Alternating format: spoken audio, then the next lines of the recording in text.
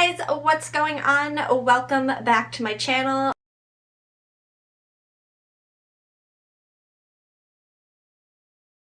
For today's video, I have a book haul. This is going to be a part 2 because I definitely bought more books than this, but I didn't want to make it super long, so, you know, this is how we're doing. We're going to split it up. I don't know if it will be the next video or next week or what's going to happen. Just, you know, stay tuned. So, if you are here for the first time, welcome. I am a book lover. I hope you are as well. I upload every Wednesday, Friday, and a special reading vlog on Sunday. So if you think that's something you're gonna like, make sure you hit the subscribe button and thumbs up the video. And we're gonna get into the haul. Now, a lot of times, I kind of like to go into some books blind. So I do read the back. I know a lot of people don't really like that, but it is what it is. I have a mixed bag here for you. I have some holiday romances that I'm looking forward to reading during the holiday season.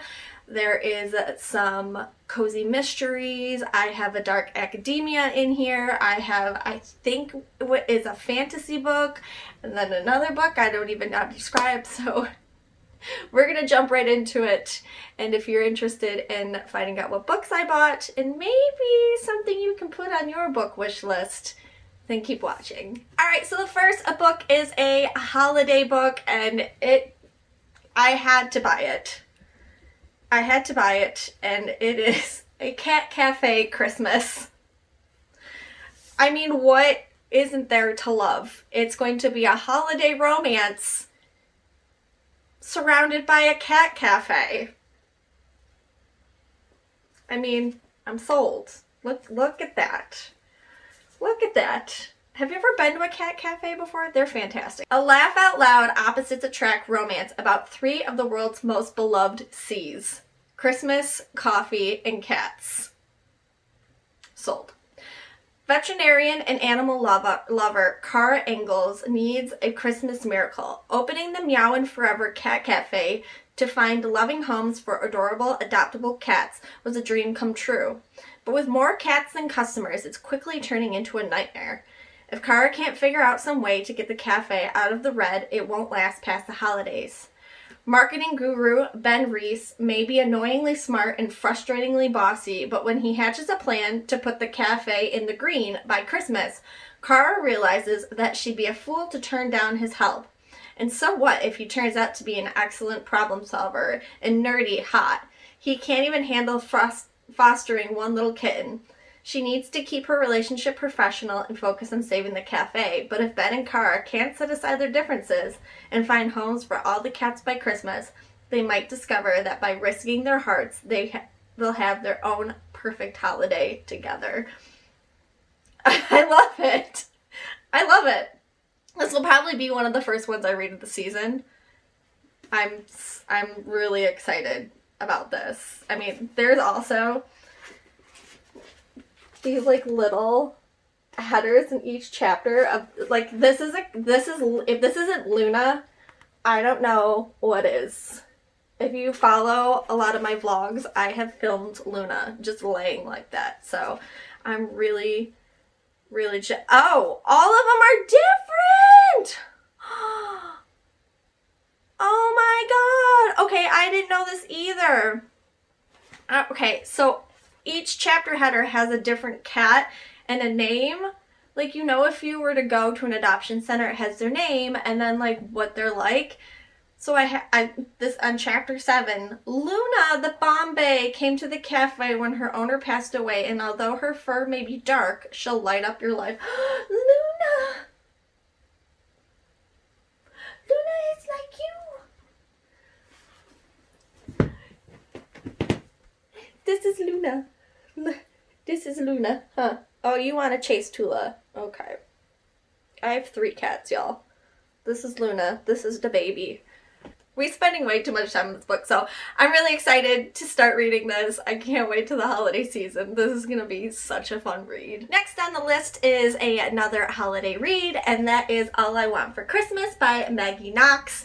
Maggie Knox wrote The Holiday Swap, which I loved. If you haven't read that one, please go read that. So I was really excited to find out that she was going to come out with another holiday book this season. When Sadie and Max are selected as contestants on the famed reality singing show Star Maker, each thinks they've finally gotten their big Nashville break. But when they're paired up for duet week and stun the world with their romantic onstage chemistry, with fans going wild for #Saxy, the network demands that they remain a duo on and off stage or exit the competition. Faking a relationship until their final performance in the Star Maker holiday special shouldn't be too hard, except for one small problem. Sadie and Max can't stand each other. So this is going to be fun. A holiday read with, I would assume, enemies to lovers. We got a reality show setting. I'm really excited. Like I said, if it's anything like The Holiday Swap, I'm gonna really love this one. Alright, next is a cozy mystery, and this is actually book 2 in a cozy mystery. If you watched my November TBR and plans, I did discuss the first book in that video, so if you want to see that, you can go ahead. And that is Homicide and Hollow Hollow. This is a Tita Rosie's Kitchen mystery. This is book 2. Book 1 is called Arsenic and Adobo. Death at a beauty pageant turns Tita Rosie's kitchen upside down in the latest entry in this witty and humorous cozy mystery series. Things are heating up for Leela Macabagol. I remember I couldn't say that in the last video either. Not in her love life, which she insists on keeping non-existent despite the attention of 2 very eligible bachelors. Or in her professional life, since she can't bring herself to open her new cafe after the unpleasantness that occurred a few months ago at her aunt's Filipino restaurant. No, things are heating up quite literally since summer. Leela's least favorite season has just started.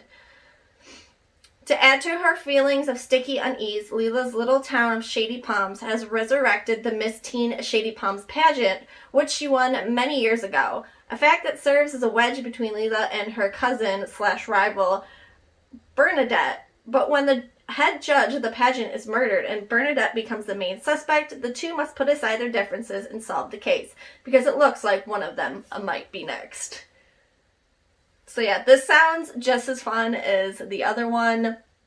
I'm really excited to get into book 1, and maybe it will make me want to read this one right away afterwards. Next is one I'm not sure how to describe. I bought it after watching another booktuber, and I was like, that sounds fun. I want to buy that. And that is A Wizard's Guide to Defensive Baking. And this is by T. Kingfisher. If you've been watching this channel, I just read a T. Kingfisher book during Youtober. It was What Moves the Dead, which was awesome. 14-year-old Mona isn't like the wizards charged with defending the city. She can't control lightning or speak to water. Her familiar is a sourdough starter, and her magic only works on bread. She has a comfortable life in her aunt's bakery, making gingerbread men dance. But Mona's life is turned upside down when she finds a dead body on the bakery floor. An assassin is stalking the streets of Mona's city, prying on magic folk, and appears that Mona is his next target. And in an embattled city, suddenly bereft of wizards, the assassin may be the least of Mona's worries. So I feel like this is going to have a little bit of action. It's going to have some very atmospheric baking and smells, and I think this will be fun to read. I know, something different for the holiday season, because we got gingerbread, we got baking, but we also have assassins and magic, and I'm really excited to read this. I'm excited to see something different from T. Kingfisher that I read, from What Moves the Dead. So excited for this one. Next is another book that, if you watched day 1 of Youtober, I tried to get my hands on, and I couldn't.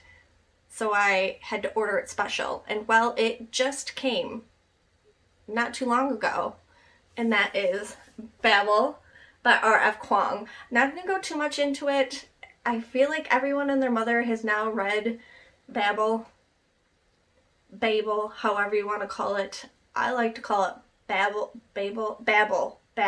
I don't know, whatever. So we have a dark academia-esque book. Robin Swift, orphaned by cholera in Canton, is brought to London by the mysterious Professor Lovell. There, Robin trains for years in Latin, Ancient Greek, and Chinese, all in preparation for the day he'll enroll in Oxford University's prestigious Royal Institute of Translation, also known as Babel. The tower and its students are the world's center for translation and, more importantly, magic. Silverworking, the art of manifesting the meaning lost in translation using enchanted silver bars, has made the British unparalleled in power as the arcane craft serves the Empire's quest for colonization.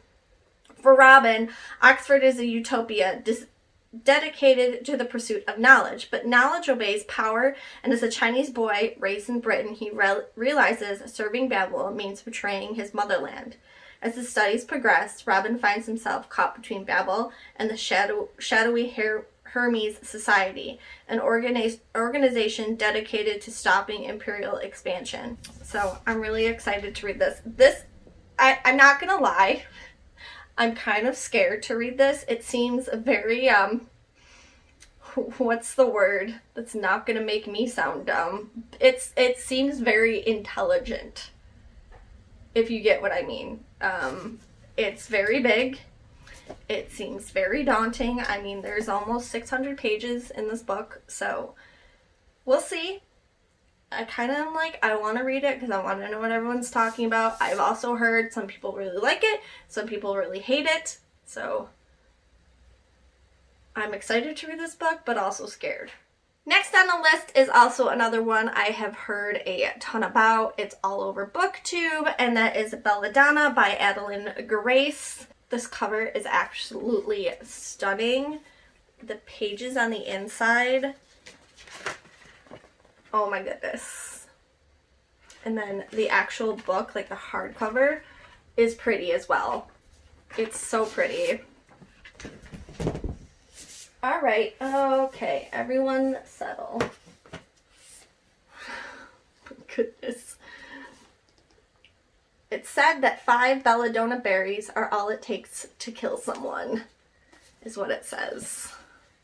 Orphaned as a baby, 19-year-old Signa has been raised by a string of guardians, each more interested in her wealth than her well-being, and each has met an untimely end. Her remaining relatives are the elusive Hawthorns, an eccentric family living at Thorn Grove, an estate both glittering and gloomy. Its patriarch mourns his late wife through wild parties, while his son grapples for control of the family's waning reputation, and his daughter suffers from mysterious illness.